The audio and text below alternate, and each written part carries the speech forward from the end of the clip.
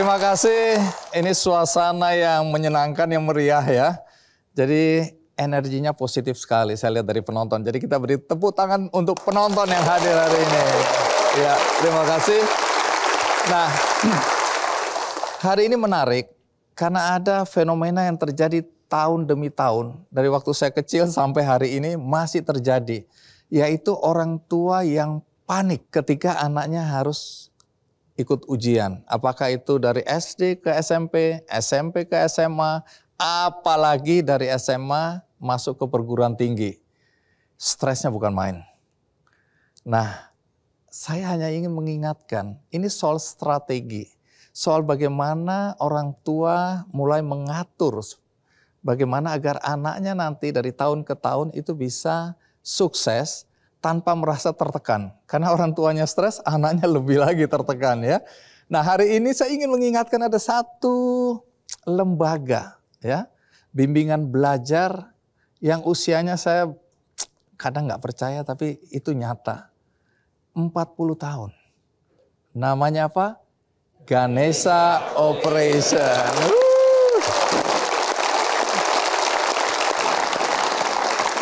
Baik, sebelum saya mengundang tamu-tamu istimewa kita, mari kita sambut Aruma.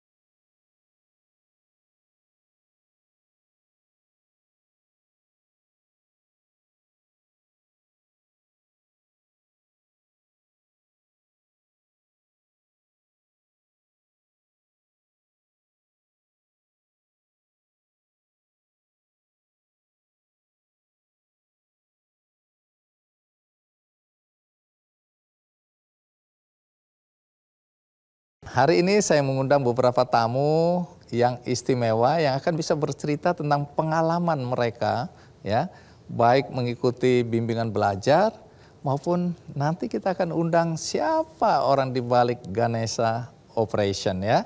Untuk kali ini kita sambut dengan meriah Rizky Senida. Rizky, terima kasih. Terima kasih sudah Rizky, undang. iya. Kalau aku lihat ini umur berapa ini ya? Umur saya sekarang 20 tahun. Sekolah di mana?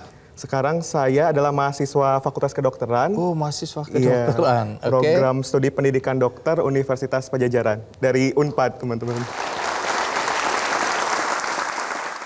Ini menarik sekali. Karena prestasi Rizky ini kalau saya mau sebutkan terlalu banyak ya. Dan bahkan sampai hari ini. Tapi yang menarik, anak 12 tahun, kamu dan orang tua sudah punya strategi untuk pendidikanmu ya? Betul, iya. Semacam kami sudah membuatkan grand design-nya sebelum akhirnya bertempur ataupun menempuh pendidikan tinggi seperti itu. Orang tuamu pendidikannya apa? Sebetulnya orang tua saya biasa-biasa saja. Tetapi dalam hal ini sejak saya kecil memang saya dilatih untuk memiliki rasa yang bekerja keras seperti itu. Sejak kecil saya harus bekerja keras. Orang tua saya ini menginginkan anaknya itu untuk memiliki jiwa kemandirian sejak kecil. Dan saya rasa jiwa kemandirian inilah yang akhirnya outputnya itu saya bisa sampai berada di titik ini seperti itu. Bang Andi. Oke. Baik, kalau gitu duduk dulu, Rizky. Oke, jadi prestasimu banyak sekali, tapi kita mulai dengan sedikit cerita tentang siapa Rizky. Ini dia profilnya.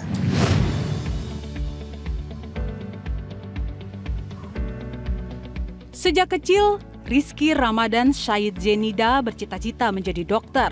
Saat ini Rizky tercatat sebagai mahasiswa tahun kedua Fakultas Kedokteran Universitas Padjadjaran.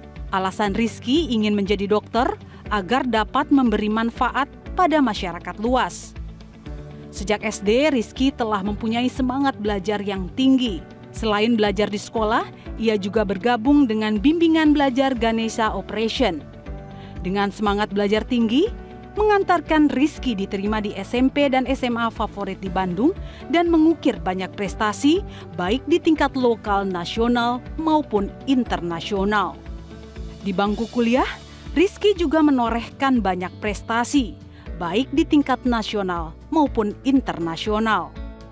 Di kampus, anak kedua dari 3 bersaudara ini aktif dalam berbagai organisasi mahasiswa, terutama kegiatan yang berkaitan dengan riset dan inovasi kesehatan. Dengan ikut terlibat aktif dalam kegiatan riset dan inovasi kesehatan, Rizky dapat berkontribusi lebih pada masyarakat. Sesuai dengan nilai yang ditanamkan orang tuanya bahwa hidup harus bermanfaat dan mengutamakan rasa empati.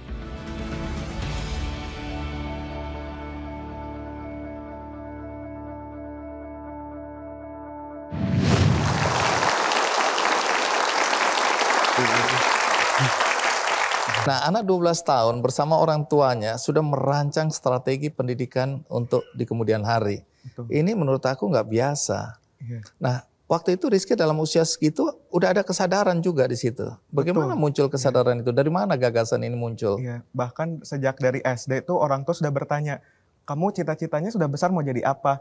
Dan dari SD itu jawaban saya selalu konsisten, saya ingin menjadi dokter seperti itu. Jadi ketika kamu bilang kamu mau jadi dokter, orang tua mempersiapkannya dengan serius itu ya?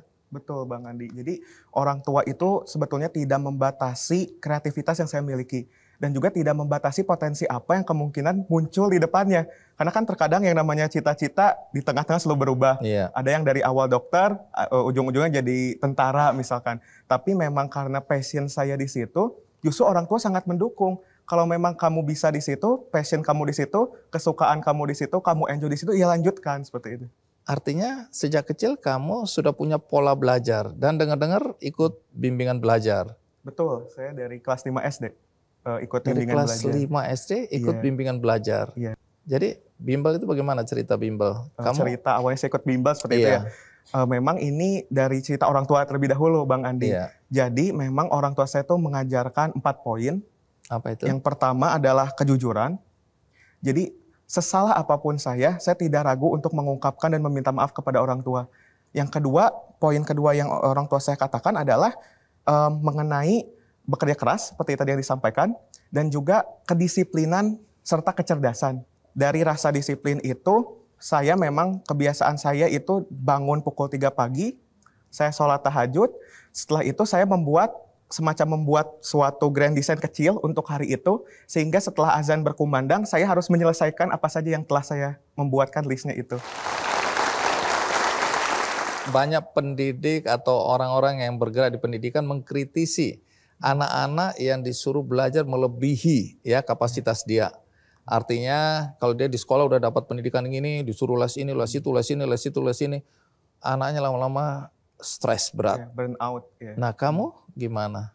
Justru apabila ditanya hal apa yang ingin saya lakukan jika saya memiliki waktu luang, saya senang sekali untuk membaca dan juga menulis.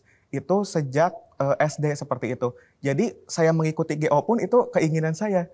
Boleh ya? Bukan paksaan orang tua. Betul, tidak ada paksaan. Okay. Boleh nggak ya saya ikut GO gitu. Ketika datang ke GO, bertemu dengan teman-teman lain, di situ environment-nya mulai terbentuk. Saya dapat melihat teman sebangku saya, oh cara belajar dia itu seperti ini ya. Oh cara belajar dia, oh dia tuh pinter loh. Ternyata secara effortless saja dia bisa mengerjakan soal, yang mana saya aja mengerjakan soal ini misalkan 10 menit. Dia bisa 2 menit. Oh caranya begitu ya. Jadi ada interaksi, saling bertukar ya. Betul.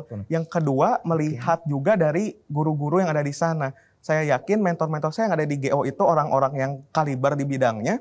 Sehingga dengan adanya kita bimbingan secara langsung, attach one by one dengan gurunya itu malah signifikansi belajar dan efektivitas belajarnya itu semakin meningkat. Karena kita dibimbing langsung, bertemu langsung dengan gurunya. Jadi berapa lama kamu ikut bimbel ini? Kurang lebih 8 tahun mungkin ya. 8 tahun? Iya, konsisten di GO terus. Baik, nanti kita akan lanjutkan. Menarik sekali ngobrol dengan Rizky. Kita rest jenak, ikuti terus Ki Candy. Dalam sejarah 66 tahun Fakultas Kedokteran baru kali ini ya terjadi ya. Dan ini mengingatkan kalau nggak salah waktu kamu masih SD ya, sudah ikut tryout untuk anak SMP.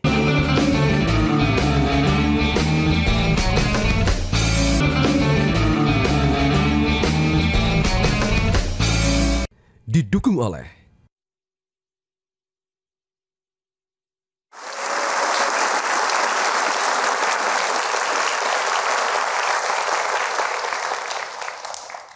Rizky, ini anak-anak kalau disuruh ikut bimbingan belajar ya dari tahun ke tahun, waktu ke waktu, jangan-jangan dia nggak punya waktu untuk sosialisasi, bermain, sehingga dia antisosial nantinya.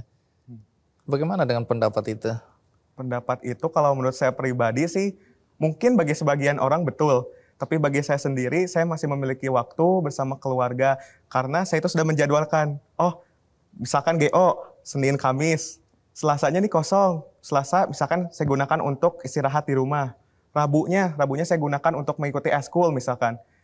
Jumatnya ini saya biasanya masih bersosialisasi bersama teman-teman seperti itu. Kita misalkan main, saya juga dulu masih nongkrong. Jadi tetap ada waktu ya masih ada untuk waktu. bermain. Nah tapi kenapa milih Ganesha Operation ya? Mungkin pertama saya itu melihat dari track recordnya mungkin ya. Dari Ganesha Operation tuh sangat luar biasa. Meluluskan banyak sekali calon-calon pemimpin, banyak juga meluluskan akademisi yang memang luar biasa, yang memang expert di bidangnya masing-masing. Kemudian juga ketika dan ya terlebih lagi ketika SMA gitu kan, kalau SMA tuh sudah banyak juga nih tawaran-tawaran dari bimbingan belajar lain. Tapi di GO ini saya rasa saya itu sangat didukung sekali, saya sangat dibimbing sekali. Bahkan saya mendapatkan bimbingan itu ketika COVID saja, saya langsung nge-call, saya minta TST itu tambahan. Itu langsung dikasih waktunya. Dan yang saya tertarik adalah GO pada zaman saya itu memiliki software SNMPTN. Sehingga dari nilai-nilai yang saya miliki itu dapat diprediksi. Ketika saya masuk ke fakultas ini, probabilitas masuknya itu tinggi. Kalau masuk ke fakultas B misalkan, oh ini rendah, tidak bisa gitu. Jadi itu sih yang membuat jadi saya dari awal kita udah tahu ini ya, kansnya ya, betul. peluangnya ya. Iya. Jadi nggak ngawur aja, pokoknya dikasih, kamu selamat berjuang, milih yang mana. Kalau salah ya salahmu sendiri gitu ya. Enggak itu ya. Enggak.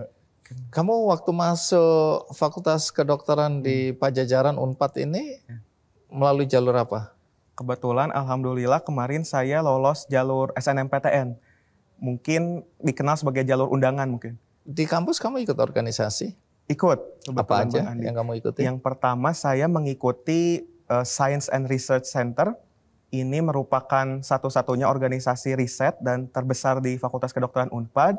Kebetulan alhamdulillah Rizky kemarin terpilih menjadi CEO-nya atau ketuanya seperti itu. Yang kedua, Rizky di tingkat universitas. Jadi kalau tadi itu levelnya di tingkat fakultas. Fakultas, ya.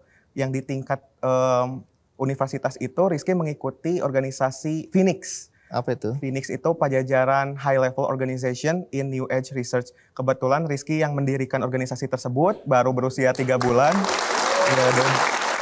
Dan untuk yang SRC tadi di tingkat fakultas itu khusus bergerak di bidang riset.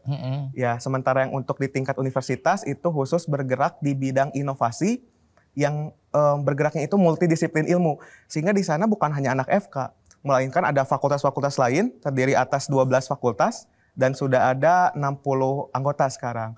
Sehingga dalam menciptakan suatu inovasi itu bukan hanya dari FK saja loh. Kita bisa berkolaborasi multidisiplin ilmu tadi dengan fakultas-fakultas lainnya. Nah, soal pengajuan proposal seminar itu di semester 3. Di semester 3, ya. Hasilnya bagaimana?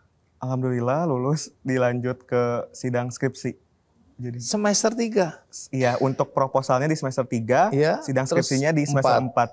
4. Ini berkat dari pertama mungkin bantuan dari ibunda kami. Saya menyebutnya ibu karena memang sangat sudah dekat sekali. Beliau adalah Dr. Nusratul Lailia. Beliau bergerak di bidang saraf, Departemen Saraf Rumah Sakit Hasan Sadikin. Saya juga memiliki seorang mentor namanya Kang Asep Wirayasa yang sama-sama membangun Phoenix tadi, ya, dan mendapatkan arahan dari Ibu Kaprodi, Dr. Yuni beserta Pak Dekan Profesor Yudi seperti itu. Keren ya. Iya. Dan ini dalam sejarah 66 tahun Fakultas Kedokteran baru kali ini ya terjadi ya. Dan ini mengingatkan kalau nggak salah waktu kamu masih SD ya, sudah ikut tryout untuk anak SMP. Betul, saya sebetulnya mencoba-coba saja sih, ada waktu luang, iya. Kamu masih punya kebiasaan ikut kompetisi olimpiade ya. Betul, iya. Terus kemudian baru 2 tahun kuliah sudah mendapatkan 16 penghargaan. Betul. Nasional dan internasional. Iya, alhamdulillah. Kalau penasaran silakan googling sendiri ya. Terlalu panjang kalau aku sebutkan. Terus kemudian tadi ya bersama tim mahasiswa mendapat medali emas dan penghargaan terbaik kategori kesehatan di Indonesia Investor Day. Betul. 2023 lalu ya, Iya. yang diselenggarakan oleh Wintex ya, World Invention of Technology Expo. Betul. Kemudian Mei lalu mendapat penghargaan dari Menteri Kesehatan Malaysia di kompetisi inovasi. Kementerian Kesehatan Malaysia, iya. Wow. Terus inovasi bekerjasama dengan Rumah Sakit Hasan Sadikin untuk bidang kesehatan syaraf, jantung, epilepsi, kesehatan anak dan lain-lain. Iya, betul. Banyak kali nih. Terus kamu juga ke desa-desa ya? Iya, ada program pemberdayaan masyarakatnya sebetulnya. Oke, Iya. aktif juga. Aktif. Terus dapat medali emas di ajang Internasional Indonesia Interstudent Day tahun lalu. Betul, iya. Aku ingin pendapatmu di akhir pertemuan kita ini, Rizky. Aku kan lihat sekarang tadi anak-anak muda, anak-anak sekolah, sekarang kan sering pegang gadget. Selalu diperdebatkan manfaat yang baik dan yang buruk kan. Yang baik bilang loh, biarkan anak-anak mengenal teknologi, biarkan mereka biasa mengakses ilmu pengetahuan melalui teknologi dan seterusnya. Yang ini bilang wah teknologi menyesatkan karena akhirnya anak-anak kejeblos untuk ya konten-konten yang negatif. Kalau menurutmu sendiri bagaimana ini? Pak, pandangan saya pribadi sejujurnya dengan adanya perkembangan teknologi ya Bang Andi ya. Sebetulnya kalau saya lihat pribadi justru hal ini apabila kita manfaatkan sebaik mungkin, itu akan memberikan tadi kebermanfaatan dan juga dampak yang begitu luar biasa. Katakanlah sekarang kalau misalkan di sistem kesehatan banyak sekali pasien ataupun orang yang meninggal bukan karena tidak diobati meninggalnya itu, tetapi karena akses menuju sistem kesehatannya itu sulit. Tapi dengan adanya percepatan inovasi teknologi, khususnya di klaster kesehatan ini, justru hal itu akan membantu para pasien tersebut jangan sampai mengalami morbiditas dan juga mortalitas. Tapi dalam hal ini juga banyak sekali sekarang anak-anak yang betul ya tadi melakukan hal-hal negatif dengan adanya teknologi. Sebetulnya di sini peran orang tua beserta peran guru dan juga peran anaknya itu sendiri yang memang harus berintegrasi sama-sama sehingga tidak bisa melakukan ataupun menggunakan teknologi itu hanya kita saja sebagai anak. Anak itu tidak boleh dilepas sendiri. Dalam proses belajar saja anak harus didampingi oleh gurunya apabila ingin belajarnya itu efektif dan efisien. Mengapa tidak hal tersebut ditetapkan juga kepada teknologi seperti itu? Dan yang paling penting adalah jangan ragu untuk berinvestasi di bidang pendidikan gitu.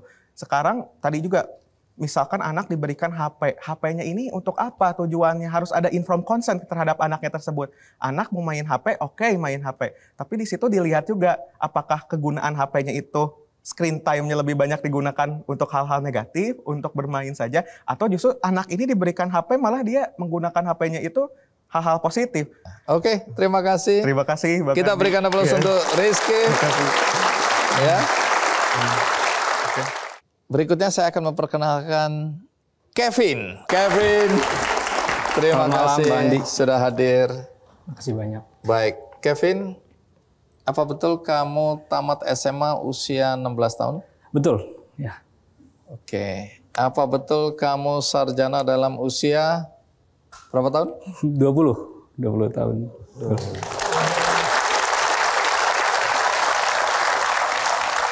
Lalu sekarang kamu doktor? Ya. S3-nya umur berapa? Saya selesai S3 umur 26, Bang Andi. 26 tahun.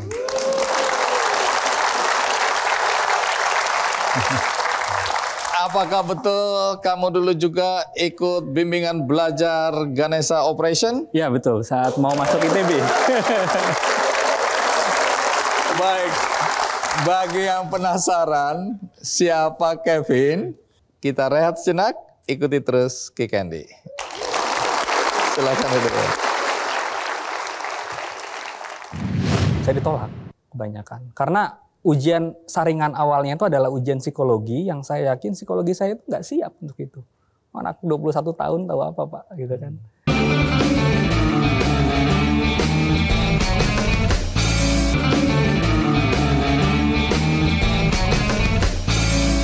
Didukung oleh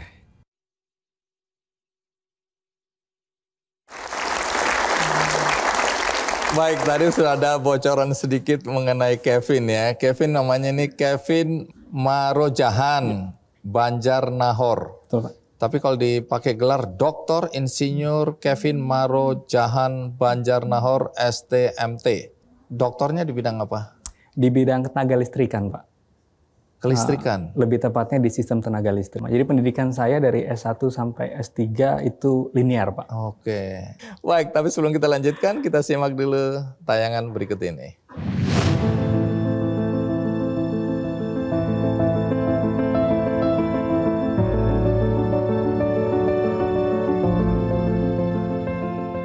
Kuliah di Institut Teknologi Bandung adalah impian Kevin Marojahan Banjarnahor setelah lulus SMA.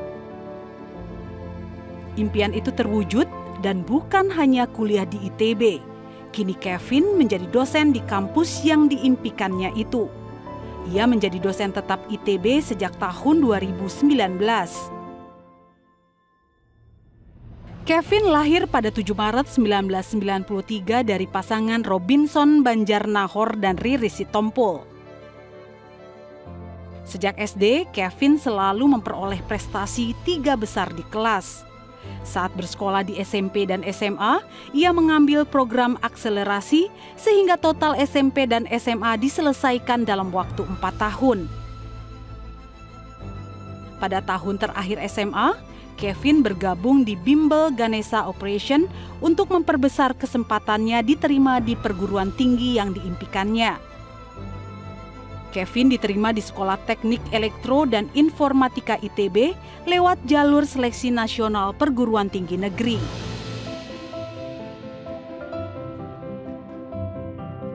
Kevin menyelesaikan kuliah S1 dan S2 di ITB lewat program Fast Track integrasi S1 dan S2 dengan durasi 5 tahun dengan beasiswa dari ITB dan lulus dengan predikat cum laude.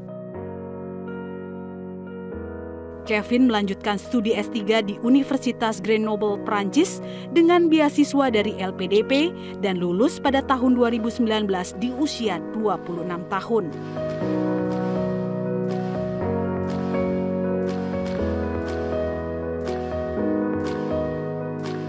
Kevin bermimpi untuk dapat berdampak lebih besar kepada sektor ketenagalistrikan Indonesia menuju kelistrikan yang ekonomis, andal dan berkelanjutan, serta suatu saat mencapai jabatan akademik tertinggi, yaitu guru besar.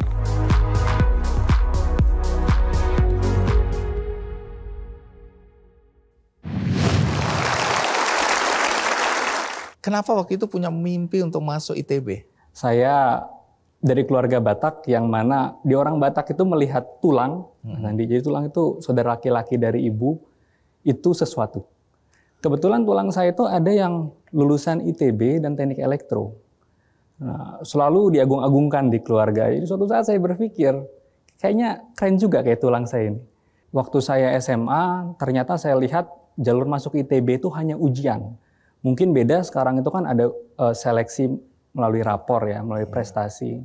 Tapi saat itu masuk ITB itu hanya melewat ujian mandiri atau seleksi nasional masuk perguruan tinggi. Nah, saya melihat, wah, ini kalau masuk lewat ujian mandiri, mahal sekali Bang Andi.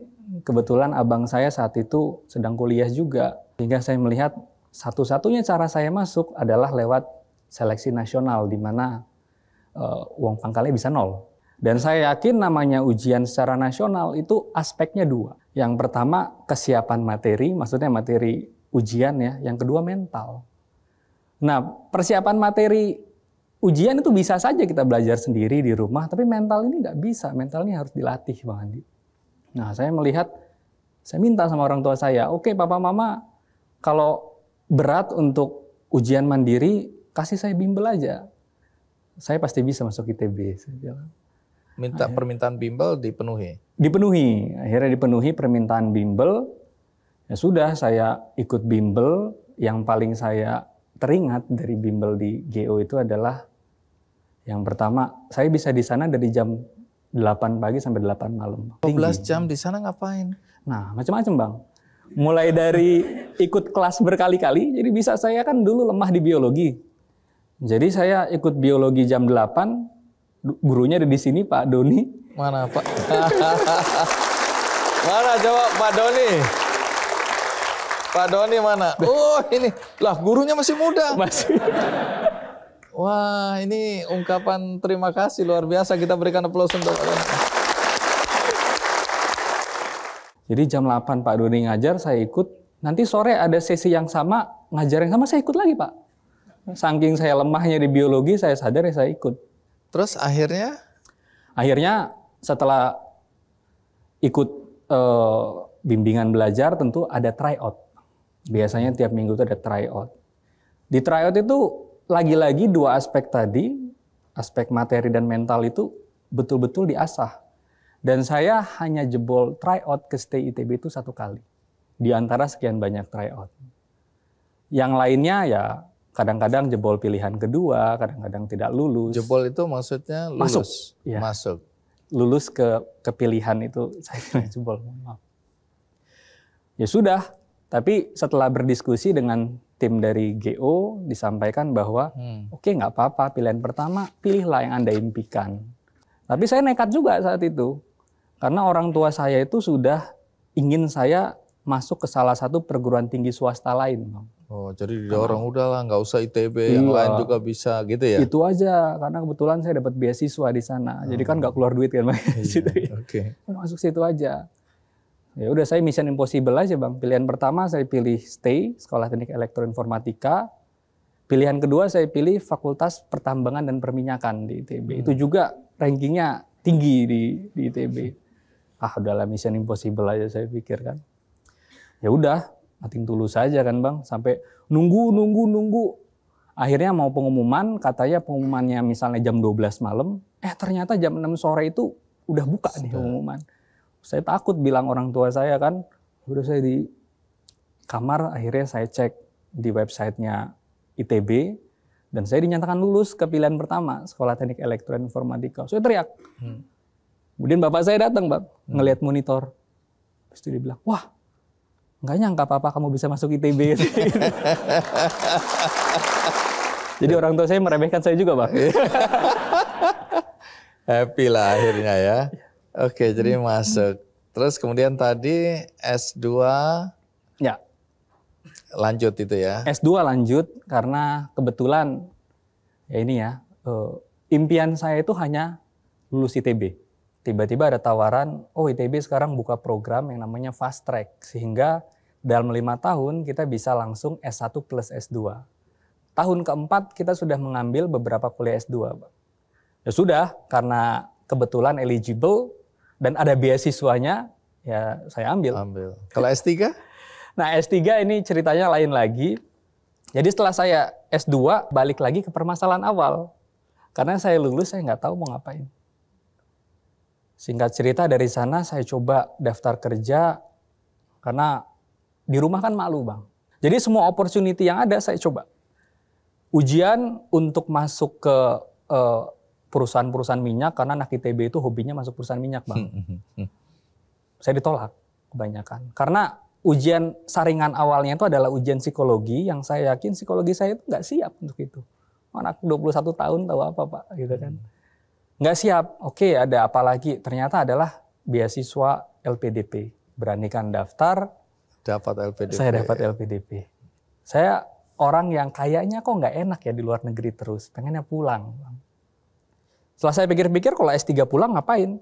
Ya paling promising kayak jadi dosen.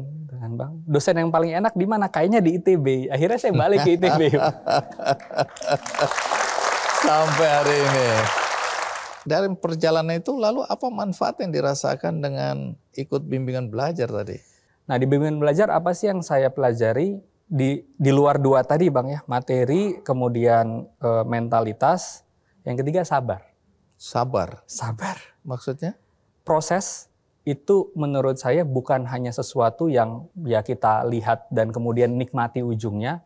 Tapi prosesnya itu sendiri adalah sesuatu yang harus kita nikmati. Itu juga adalah sesuatu yang ternyata penting. Jadi banyak orang yang pengennya itu ya bahagianya nanti waktu udah kaya gitu, Bang. Tapi prosesnya nggak dinikmati sama dia. Ini pesan buat teman-teman, adik-adik kita mungkin yang selama ini cara belajarnya salah, terus kemudian ada pilihan bimbingan belajar, Ya. Apa yang Anda sarankan? Yang saya sarankan tentu untuk adik-adik yang sedang menggapai ya, atau dalam proses menggapai mimpinya tadi, jangan hanya memikirkan titik akhir baru kemudian kita bisa senang, bahagia, tapi nikmatilah prosesnya. Dengan begitu hidup kita itu nggak bersungut-sungut, Bang. Nggak, wah kalau nggak dapet sedih gitu. Tapi kita bisa menikmati proses, kemudian saat hasil itu bisa kita gapai gitu ya, kita raih, itu akan memberikan sensasi yang berbeda.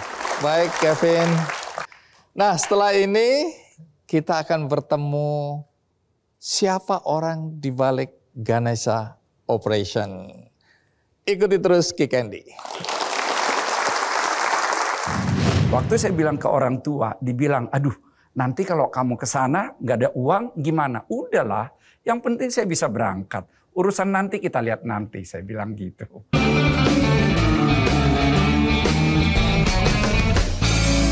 Didukung oleh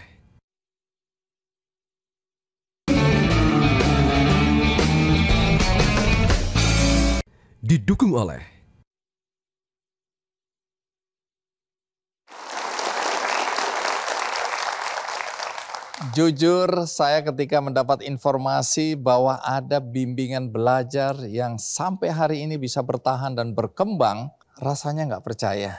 Karena ini era teknologi yang berkembang dan akses untuk mendapatkan ilmu pengetahuan begitu mudah. Tetapi bagaimana sebuah bimbingan belajar bisa bertahan sekian lama dan kemudian sampai hari ini memberikan kontribusi yang luar biasa bagi masuknya anak-anak muda ke perguruan tinggi. Nah, di belakang Ganesha Operation inilah saya ingin memperkenalkan Anda kepada sosok yang keren banget. Siapa dia? Profesor Dr. Insinyur Bob Foster.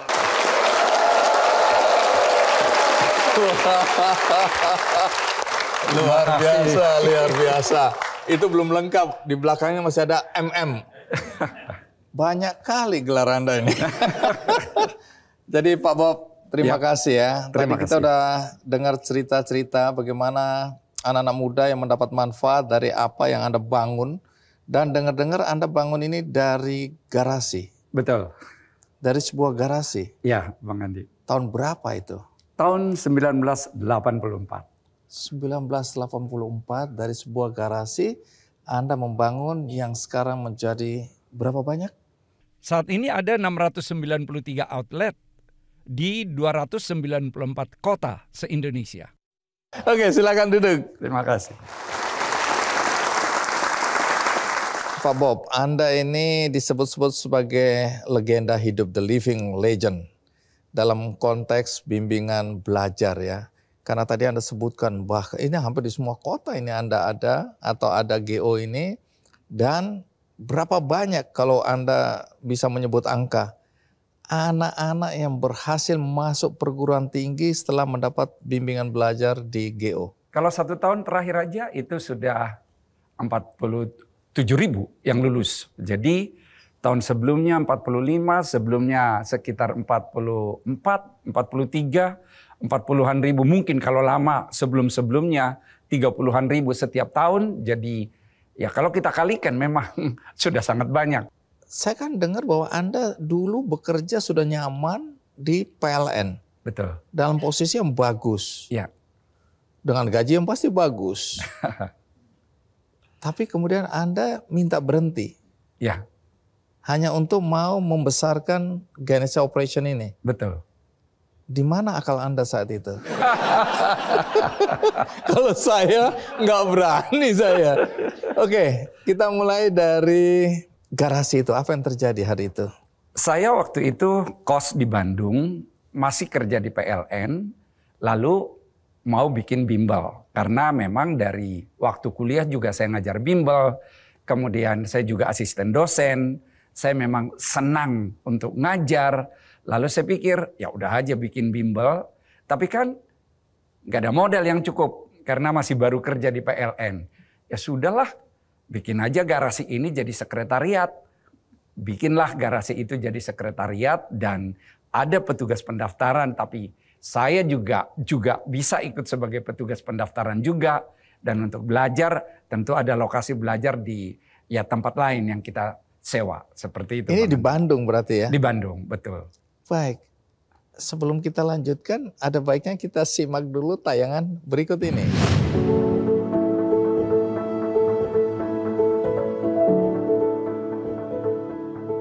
Setiap kesuksesan yang diraih seseorang memerlukan proses. Begitu juga yang diraih Bob Foster hari ini adalah hasil dari tekad, semangat, dan kerja keras serta dukungan dari keluarga. Bob adalah pendiri dari pemilik bimbingan belajar Ganesha Operation serta pendiri Universitas Informatika dan Bisnis Indonesia Bandung. Meski lahir dari keluarga sederhana, Bob mempunyai mimpi yang besar di bidang pendidikan. Saat duduk di SMP, Bob bercita-cita kuliah di Institut Teknologi Bandung ITB dan cita-citanya terwujud. Bob lulus dari jurusan Teknik Elektro ITB pada tahun 1982 dan kemudian bekerja di perusahaan listrik negara PLN.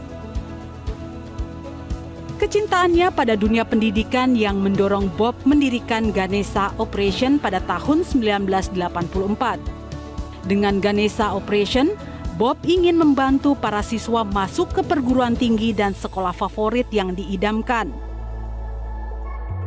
Seiring berjalannya waktu, konsistensi kualitas dan kontrol secara terpusat mengantarkan Ganesha Operation mendapatkan 2 rekor muri, yakni bimbingan belajar terbesar yang dikelola secara terpusat dan bimbel terbaik yang berhasil meluluskan siswa ke PTN dan perguruan tinggi kedinasan terbanyak se-Indonesia, yakni sebanyak 45.000 lebih kelulusan di tahun 2022. Sementara saat mendirikan Universitas Informatika dan Bisnis Indonesia Bandung pada tahun 2007, Bob ingin memberikan alternatif pendidikan tinggi dengan biaya yang terjangkau serta kualitas pendidikan yang baik. Pada bulan Oktober 2022, Bob Foster dikukuhkan sebagai guru besar di bidang ilmu manajemen.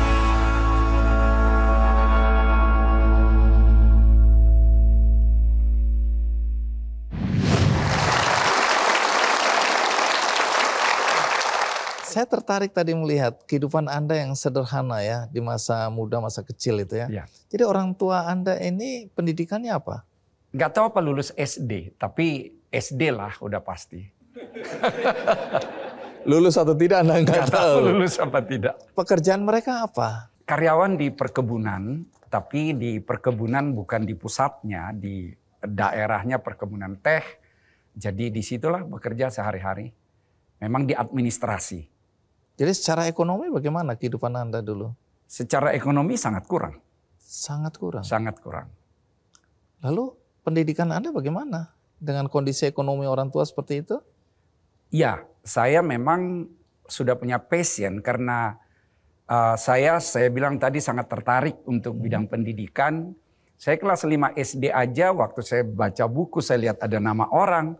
Saya tanya ayah saya, apa ini ada nama orang? Oh itu yang bikin bukunya. Nah saat itu juga saya sudah bercita-cita. Saya juga mau jadi penulis buku ke depan. Dan kemudian SMP saya lihat-lihat apa sih universitas yang cocok bagi saya nanti. Saya lihat ITB. Saya harus masuk ITB nanti. Nah memang waktu saya bilang ke orang tua, dibilang aduh nanti kalau kamu ke sana nggak ada uang gimana? Udahlah, yang penting saya bisa berangkat. Urusan nanti kita lihat nanti, saya bilang gitu. Jadi memang bukan yakin uang pasti ada. Dan memang selama kuliah pun ya sangat-sangat terbatas. Dan karena itulah kemudian saya setelah tahun ketiga, saya ikatan dinas ke PLN. Sehingga ada uang untuk biaya kuliah dan sehari-hari. Ya juga karena saya sering dikatain orang kampung gak punya uang. Jadi muncul passion saya. Oke, suatu saat saya akan tunjukkan bahwa saya juga bisa, gitu.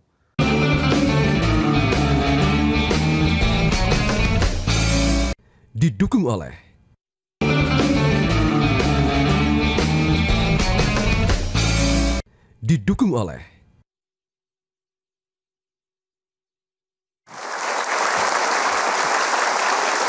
Jadi Anda nih anak kampung ya? Betul. Jadi kampung Anda persisnya di mana ini? Satu desa kecil di Sumatera Utara, di perkebunan Sidamani, ke dalamnya. Nggak tahu apakah ada itu di Google Map, nggak tahu. Gimana Anda punya mimpi yang melebihi pasti anak-anak kampung Anda sendiri? Dari mana itu? Ya juga karena saya sering dikatain orang kampung nggak punya uang. Jadi muncul passion saya. Oke, suatu saat saya akan tunjukkan bahwa saya juga bisa, gitu. Tapi kan pasti rata-rata di desa Anda, di kampung Anda ini tidak ada mimpi anak-anak untuk sekolah setinggi-tingginya sampai bahkan di ITB waktu itu. Saya pikir tetap ada faktor positif dari orang tua saya karena ayah saya sering setel radio tapi radionya itu berita internasional lah, nasional lah gitu. Jadi itu juga memberi wawasan bagi saya untuk mendengar dunia luar walaupun di desa terpencil. Oke, jadi kesimpulannya kuncinya adalah beli radio sebenarnya. Akhirnya bagaimana bisa masuk ke ITB? Ini sambil saya membayangkan anak kampung ini ya. Iya. Sejak SMP sudah pengen masuk ITB, lalu SMA saya cari buku walaupun sangat terbatas yang ada soal tes masuk ITB. Lalu saya cari, dapatlah mungkin 1-2 buku saja. Itu saya pelajari, saya ulang. Itulah persiapan saya untuk tes masuk ITB. Anda kuliah ambil apa akhirnya? Saya kuliah ngambil elektro. Elektro juga? Ya. Oke. Terus lulus tahun? Lulus tahun 82. Langsung 1982. Langsung bekerja atau Langsung bekerja di PLN karena saya ikatan dinas. berapa lama Anda di PLN? Saya kerja di PLN 12 tahun. Bimbel ini dari mana idenya ya? Saya memang ada faktor, ya mungkin karena saya seperti tadi dari desa, lalu saya masuk ITB, kemudian kalau saya lihat pada saat itu belum seperti sekarang banget, ada sinkronisasi dari apa yang diajarkan di SMA dan keluar di perguruan tinggi. Misalnya tes masuk perguruan tinggi, kalau dulu terpisah banget. PTN bikin soal tesnya sendiri, SMA ngurus kurikulumnya sendiri. Lalu saya lihat, wow, sebetulnya orang gagal masuk perguruan tinggi yang terbaik pun, sangat baik pun, belum tentu karena dia tidak punya potensi. Tapi mungkin karena dia tidak mendapat pelajaran yang sesuai dan lengkap. Dalam satu kota aja, satu SMA itu ya satu dengan lain bisa beda kualitas. Apalagi kota besar dengan kota kecil. Lalu saya pikir, saya juga pengen bantu mereka dong. Jangan mereka gagal bukan karena tidak mampu, tapi hanya gara-gara mungkin sekolahnya kurang memberikan yang lengkap. Saya bikin gitu, itu latar belakangnya. Anda kan tadi bekerja di PLN 12 tahun. Ya. Pasti itu udah bagus lah ya, jabatan, posisi. Posisi apa waktu itu? Kepala bagian untuk daerah Bali sampai dengan Timur-Timur. Waktu itu belum merdeka. Itu kan luar biasa. Kemudian gaji saya udah membayangkan hari itu udah pasti bagus itu ya. Betul. Lalu kenapa Anda berani memutuskan untuk berhenti? Memang tidak mudah saya untuk memutuskan. Karena di PLN saya menikmati juga. Apa yang saya lakukan sesuai dengan keilmuan saya. Kemudian juga ya tadi fasilitas juga sudah tersedia sebetulnya. Di sisi lain saya juga hobi ngajar. Nah, saya di Bali sebagai cabang pertama GO. Kemudian pusatnya di Bandung. Tiap minggu saya bolak-balik Bandung, Denpasar tiap minggu. Karena saya harus lihat di Bandung, saya lihat di Denpasar. Lalu saya pikir, waduh, masa saya harus terus seperti ini? Tapi saya kok lebih suka ngajar ya. Lalu saya pikir, ya sudahlah, PLN ini begitu banyak teman-teman yang ngurusin. Sementara GO ya masih sedikit dan saya juga memang sebagai orang yang di situ memang yang membuat dari awal. Ya sudahlah, saya ke GO aja biar PLN diurus teman-teman gitu. Dan saya keluar, saya langsung ngajuin surat pengunduran diri. Waktu itu sudah ada baru handphone. Handphone saya langsung saya off selama sebulan. Karena saya tahu pasti saya akan dicari terus. Dan betul, teman bilang, kamu dicariin. Oleh pimpinan PLN? Betul. Jadi intinya sebenarnya Anda mau ditahan itu. Mau ditahan, betul. Nggak boleh keluar. Betul, malah dibilang, kamu masih mau naik tuh. Jadi pimpro gitu. Sudahlah, saya bilang. Nah itu keberanian yang luar biasa. Tapi Anda udah menikah nggak hari itu? Belum. Oke ya. Saya udah membayangkan kalau Anda hari itu sudah punya istri. Yang itu tadi. Tapi orang tua tidak mendukung untuk keluar. Orang tua nggak setuju? Iya. Apa kata Ngapain orang tua? keluar? Di situ kamu sudah oke kok. Coba, udah terjamin. Nanti pensiun kamu pun udah dapat uang pensiun. Dibilang. Saya bilang, aduh udahlah kalau kita mikirin hanya pensiun aja. Ngapain sih? Banyaklah yang harus kita lakukan sesuai dengan passion, cita-cita kita pribadi gitu. Tapi apakah waktu Anda memutuskan Anda yakin GO akan sebesar ini? Saya memang orangnya tidak ragu sih bahwa belum kebayang sebesar ini, ya belum kebayang. Tetapi ya saya lakukan aja terus apa yang bisa dilakukan. Saya lakukan toh udah jalan juga kok. Ada di Bandung, ada di Denpasar. Ya udah saya kerjain aja terus dengan serius. Yang juga saya lihat menarik adalah mimpi Anda ketika melihat buku dan ada nama di depan buku itu dan Anda bertanya ke orang tua tadi, ini siapa ini namanya, kenapa di sini? Dan dia ini memang penulis buku. Dan obsesi itu sekarang Anda wujudkan juga itu ya. Betul. Berapa banyak buku yang pernah Anda tulis? Sudah lebih dari 30 buku yang saya tulis. 30? Iya. 30 buku-buku apa aja terutama? Yang terutama 2 buku tentang fisika mulai dari SMP, SMA dan juga untuk perguruan tinggi manajemen. Nanti kita akan lanjutkan, tapi sebelum itu ada di sini Profesor Nasrul Watoni. Ini juga menarik ini, alumni GO, apa betul itu? Ya, betul. Umur berapa sekarang? Sekarang umur 42. Tadi apa saya salah nyebut profesor tadi itu ya? Kebetulan memang menjadi profesor termuda di Universitas Pajajaran. Profesor termuda. Waktu itu profesor di umur 39. Profesor 39. Ini bidangnya apa? Bidangnya teknologi farmasi dan farmasetika. Anda dulu kuliahnya di mana? Kalau kuliah S1 di Farmasi Unpad, kemudian terus lanjut profesi apoteker di Unpad juga, dan lanjut S2 ke ITB. Karena ini juga ada historical juga nih. Dan terakhir S3 di Jepang, di Kumamoto University. Oke, menarik. Sedikit cerita ketika Anda bimbingan belajar di GO itu bagaimana ceritanya? Kapan itu? Waktu saya SMA kelas 3. Jadi waktu itu memang sebelumnya kakak saya almarhum, beliau duluan ke GO dan diterima di Fakultas Kedokteran di Universitas Pajajaran. Lewat GO itu saya menemukan atau saya diarahkan bahwa kamu cocok di bidang farmasi gitu. Karena sebelumnya kakak saya diarahkan ke kedokteran. Dan itu berdasarkan atas penilaian tryout. Nah, nanti disimulasikan kira-kira bidang apa nih yang cocok gitu.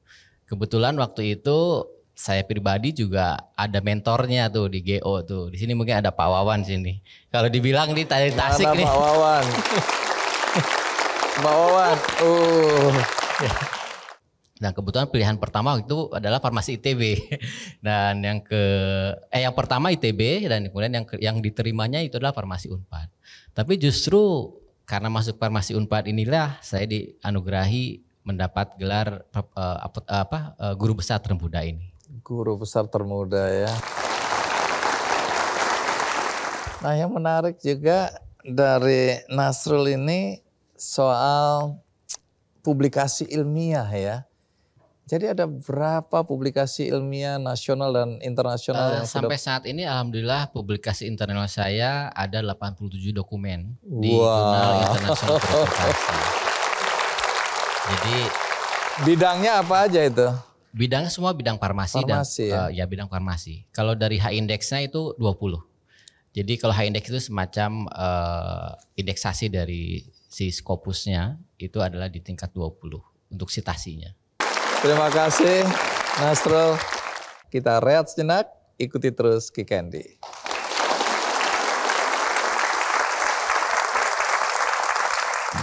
Kita ini bukan ngejar argo ya, saya bilang. Kita ngajar harus ada hati loh untuk ngajar.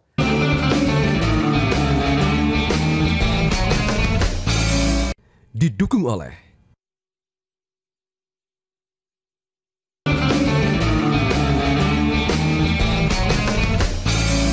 Didukung oleh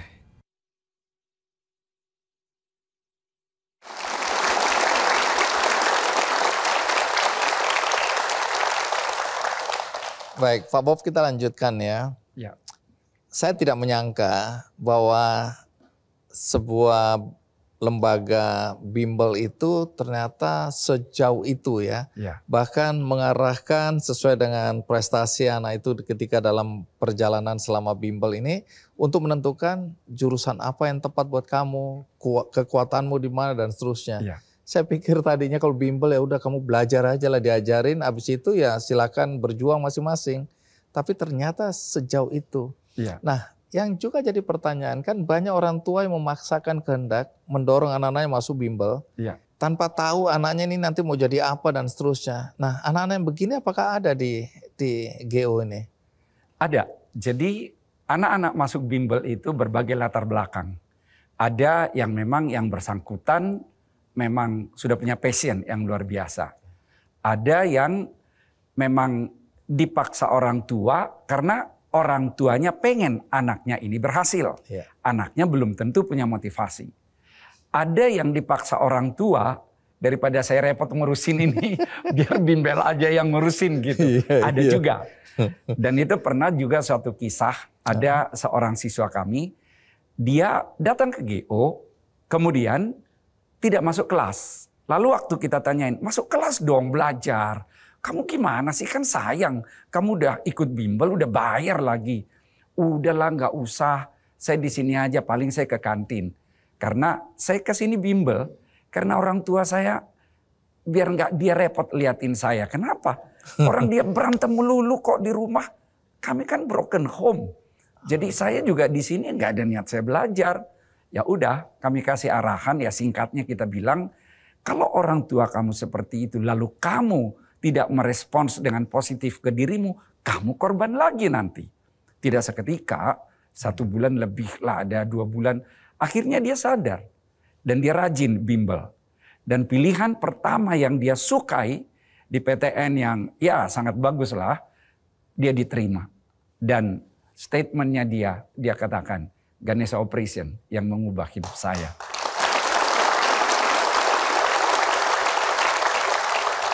Jadi ada sisi kemanusiaan di situ ya? Ada. Oke. Itu yang membuat saya juga bilang ke teman-teman yang ngajar, kita ini bukan ngejar argo ya, saya bilang. Kita ngajar harus ada hati loh untuk ngajar. Karena memang itulah latar belakangnya saya bikin bimbel sih. Karena pengen membantu orang yang ya barangkali tidak dapat fasilitas, tidak dapat ilmu yang cukup, punya potensi, tapi kok gagal. Udahlah kita bantu dengan bimbel. Jadi ada unsur itu, bukan berapa rupiah aku dapat nih, nggak terlalu terpikir lah, walaupun tetap harus ada analisis efisiensi, tapi bukan itu motivasi utama sejak awal. Menarik, karena Anda kan datang dari keluarga sederhana. Anda 9 bersaudara. Betul. Dari 9 bersaudara ini berapa yang masuk ke dunia pendidikan? Kami ada masuk ke dunia pendidikan berlima. Berlima? Ya, 5, oh ya, ada juga di 6, ada 6. Ya, di dunia pendidikan. Oke, jadi ini keluarga yang memang panggilannya untuk jadi pendidik ini ya? Iya, betul. Ada saudara Anda di sini yang hadir juga? Ada. Siapa? Yang ada di Ganesha Operation juga ada, yang saya bilang tadi. Pak John. Mana Pak John? Oh, ada Pak John. Ada Pak Harlin. Ada beberapa. Oke. Bu Erna. Tapi ada yang bukan pendidikan Keluarga tapi hadir, pendidik. Bu Junita juga ada di sini. Gitu. Dalam beberapa kesempatan saya lihat Anda menyitir quotes atau ucapan, ungkapan dari Nelson Mandela mengenai pendidikan. Iya. Bisa Anda sebutkan dan mengapa itu menjadi penting untuk Anda catat? Saya memang melihat Indonesia ini kan negara besar. Dari jumlah penduduk 286 juta kan saat ini, lebih sedikit. 4 besar di dunia. Tetapi competitiveness kita, daya saing kita belum 4 besar di dunia. Masa sih emangnya kita ini orang yang tidak mampu berpikir? Nah, lalu dari situ saya pikir gimana dong biar bangsa ini maju. Makanya saya senang dengan quotes tersebut yang mengatakan education is the most powerful weapon which you can use to change the world. Dan Bung Karno bilang mau ngubah suatu bangsa, ubahlah dari generasi mudanya. Oh ya, saya pikir SMA, SMP, SD kami harus bina. Itulah latar belakangnya. Merdeka! Merdeka. Nah, soal Anda akhirnya mendirikan perguruan tinggi, itu bagaimana ceritanya? Perguruan tinggi negeri saya lihat dari sudut daya tampung, misalnya nih lulusan SMA sekitar 4,1 juta tahun-tahun terakhir ini. Yang akan diterima di perguruan tinggi negeri kira-kira sekitar 500 ribu. Jadi hanya sekitar 12%-an lah gitu. Selebihnya kemana? Swasta banyak yang mahal. Lalu saya pikir ya perlu juga dong kita fasilitasi mereka yang termasuk tingkat ekonomi tidak terlalu mampu supaya mereka juga bisa kuliah. Dan saya juga memikirkan bahwa kalau mereka kuliah, apakah tidak ada suatu hal yang khas kita buat. Nah, ada kekhasan karena sudah pastikan sekarang ini dunia digital. Makanya yang kami buat itu pun Universitas Informatika dan Bisnis Indonesia. Unibi. Jadi yang Anda bayangkan ke depan ini, tantangan yang akan dihadapi oleh generasi muda kita dalam dunia pekerjaan atau apa? Dalam dunia pekerjaan sudah pasti ada kaitannya dengan digital. Karena sekarang ini kan semua harus bisa. Walaupun tidak harus ngambil jurusan informatika. Tapi nggak boleh jadi orang yang gaptek. Karena kita sudah semua paham lah sekarang ini istilahnya Internet of Things. Artinya apapun dengan internet gitu. Jadi harus terbiasa dengan dunia digital sehingga orang bisa bersaing masuk di dalam industri yang ada sekarang ini.